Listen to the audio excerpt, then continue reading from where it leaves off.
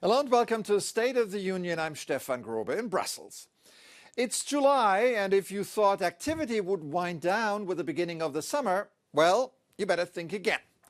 Election stunners in France and the United Kingdom provided totally different readings of people's political mood.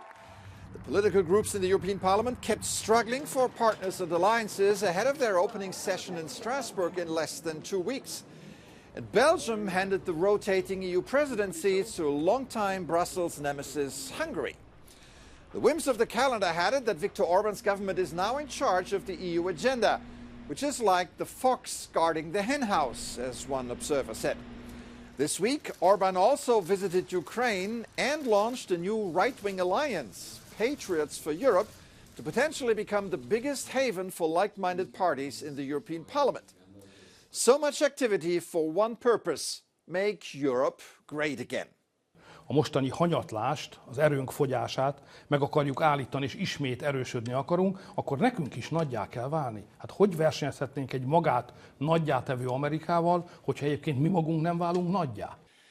Europe's greatness, to use Viktor Orban's words, also depends on how the EU acts on the international stage and in major crisis spots around the world.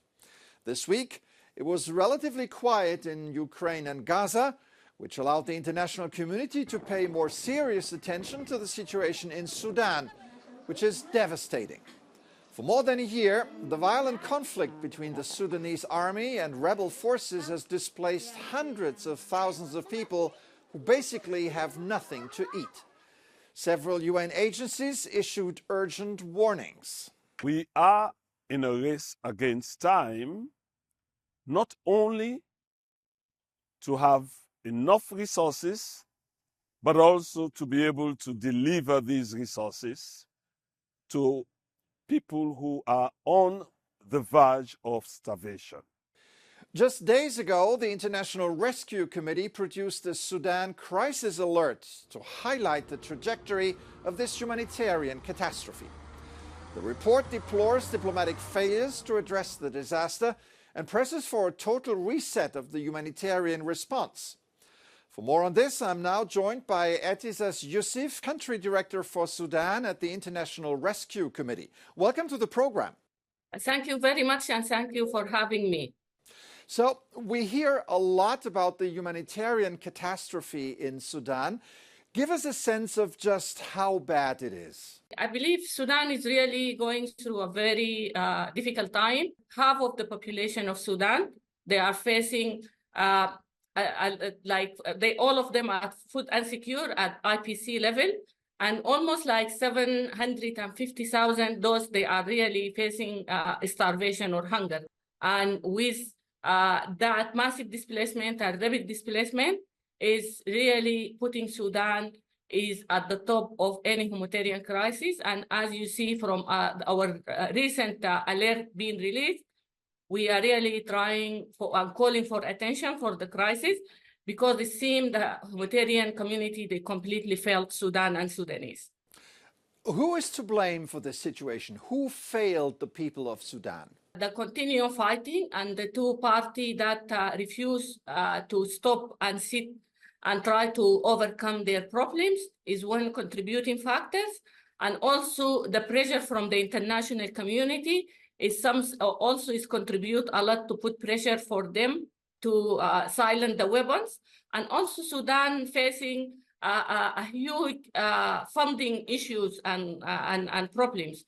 Out of 2.8 billion that is being requested for the humanitarian response plan for Sudan is being funded so far by 16% only.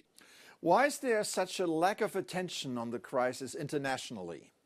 I guess it is multiple competing priorities with multiple crises that is going on in globally. You can name them: is Gaza, Ukraine, Yemen, Syria. And also, I do believe the geophysical position of Sudan is not that appealing and having the great attention. And I do believe that with that large crisis, we should really get the enough attention that we have it, even in the media. And what should the international community and the European Union in particular do to help? Yeah, I guess for me, I do believe the EU and the member states have played a leading role in the international response to the crisis in Sudan, including recently they organized in April the Paris conference, and also they ramping up the humanitarian effort. Additional to that, we are really asking the EU to put more diplomatic weight behind the securing ceasefire and also humanitarian access and strengthening their engagement with the regional actors, because at this time, political pressure is really needed.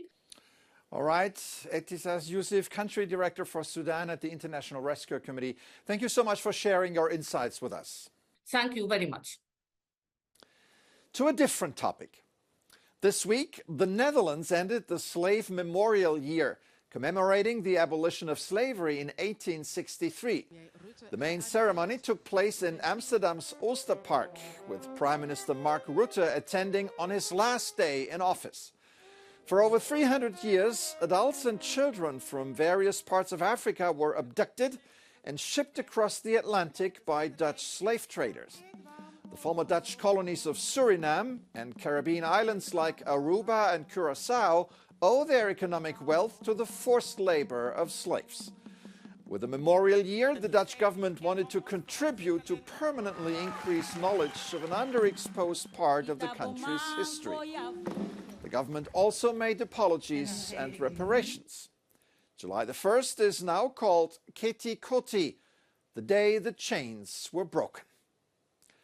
That's it for this edition. I'm Stefan Grobe. Thank you for watching. Have an excellent week.